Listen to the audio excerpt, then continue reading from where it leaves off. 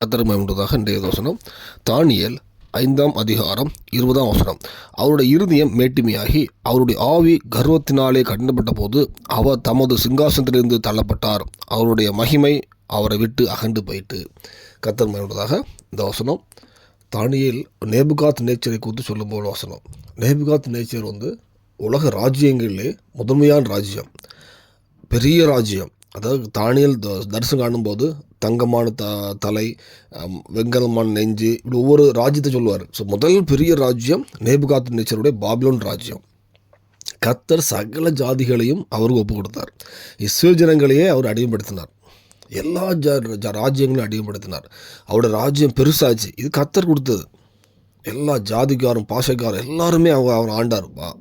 எல்லாத்தையுமே அவங்க ஆண்டார்.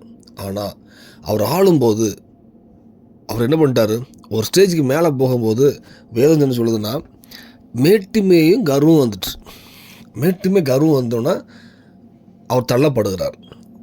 இந்த வாழ்க்கையில் நம்ம வாழ்க்கையிலுமே நம்மளும் ஒரு காலத்தில் நம்ம ஒன்றும் இல்லாத டைமில் ஆண்டவரேன்னு கேட்டிருப்போம். நல்லா கர்த்தர் கிருபை செஞ்சுருக்கலாம், அது ஆஸ்வதிச்சுக்கலாம், பொருளாதார ரீதியாக ஆஸ்வதிச்சுக்கலாம். ஆனால் என்னைக்காவது நமக்குள்ள கர்வம் மேட்டுமை வருதா அப்படின்னு நம்ம நிதானித்து பார்க்கணும். என்னைக்காவது எதுலையாவது அது ஆவிக்குரிய விஷயமா இருந்தாலும் பூமியின் காரியமாக இருந்தாலும் ஒரு மேட்டுமையோ ஒரு பெருமையோ ஒரு கர்வம் வந்துட்டுன்னா அடுத்தது நமக்கு வரப்போகிறது வீழ்ச்சி தான். ஏன்னா அது வசனம் போட்டிருக்கு, சிங்காசனம் தள்ளப்பட்டான்னு இருக்கும். அவர் இறங்கி போகலை, தள்ளப்பட்டார். ஒருத்தர் தள்ளி விட்டார். அது கர்த்தரே தள்ளி விட்டார். நேபுகாத் நேச்சரா நம்மளையும் கர்த்தரே தள்ளி விடுவார். அவருடைய மகிமை அவர்கிட்ட கண்டுபிடிச்சு போட்டிருக்கு. அந்த மகிமை நமக்குன்னு கர்த்தர் பூமியில் கொடுத்த மகிமை நம்மளை விட்டு போயிடும். இந்த வேலையில் நம்மளாம் நிதானிச்சு பார்ப்போம். கண்டிப்பாக கிறிஸ்தவர்கள் எல்லோரும் பார்த்திங்கன்னா கர்த்தர் அறிவிப்பில் எல்லாம் ஸ்டார்டிங்கில் ரொம்ப கர்த்தருக்குள் வல்லமையாக தாழ்மையாக இருந்திருப்பாங்க. ஆனால் ஒரு ஸ்டேஜுக்கு பிறகு ஒரு ஒரு ஒரு எல்லையெல்லாம் ஒரு ஆசீர்வாதம், அது பொருளாதார ஆசீர்வாதமோ ஞானமோ எதுவாக இருந்தாலும் சரி, ரொம்ப வரும்போது சர்ப்ளஸாக வரும்பொழுது அங்கே மேட்டிமை கர்வம் எல்லாம் வர வாய்ப்பு உண்டு. அந்த டைம்லேயும் தன்னை தாழ்த்தி இருந்தீங்கன்னா தாழ்மையுக்கு அந்த கிருபை அளிக்கிறார். கடைசி வரை அந்த பூமியில் சாட்சியாக வாழ்ந்து பரலோகத்துக்கு போயிடலாம். நம்ம அந்த காலப்பகுதியில் கர்வமோ மேட்டிமையோ நமக்கு ஏதாவது காரியத்தில் சிலவங்க ஆவிக்குரிய பெருமை வரும், கர்வம் வரும்.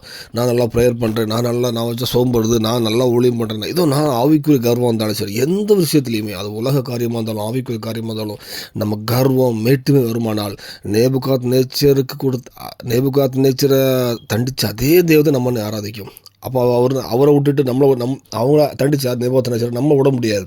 என் நீதியின் தேவன் நேபுகாத் நேச்சரை தண்டிச்சு அதே தேவன் நம்ம வாழ்க்கையிலும் தலையிட காரணமாயிரும். அதுக்கு நம்ம அர்ப்பணிப்போம். கடைசி வர தாழ்மையாக எவ்வளோ கர்த்தர் ஆசீர்வாதம் தாழ்மையாக இருக்க பழகும். கண்டிப்பாக அந்த பூமியில் சாட்சியாக வாழ்ந்து போயிடலாம். அப்படி இல்லைன்னா நம்ம நம்ம பிள்ளை காலத்துலேயோ கண்டிப்பாக ஒரு வீழ்ச்சி வரும். அந்த வீழ்ச்சி பெரிய வீழ்ச்சியாக இருக்கும். அது ரெக்கவரி பெரிய ரொம்ப ரொம்ப கஷ்டமாயிரும். அதனால் இன்றைக்கி நம்ம தாழ்மையாக இருப்போம். கண்டிப்பாக கர்த்தர் ஆசீர்வதிப்பார். எவ்வளோ ஆசீர்வதித்தாலும் கர்த்தருக்குள் தாழ்மையாக இருப்போம். அந்த பூமியிலும் சாட்சியாக வாழ்வோம். கண்டிப்பாக அப்படி கிருபையாக இந்த பூமியை முடிச்சுட்டு பூமியில் சாட்சியாக வாழ்வோம், பரலோகத்துக்கும் போவோம். அதுக்கு அர்ப்பணிப்போம். தேவன் கிருபை செய்வாராக. ஆமென்.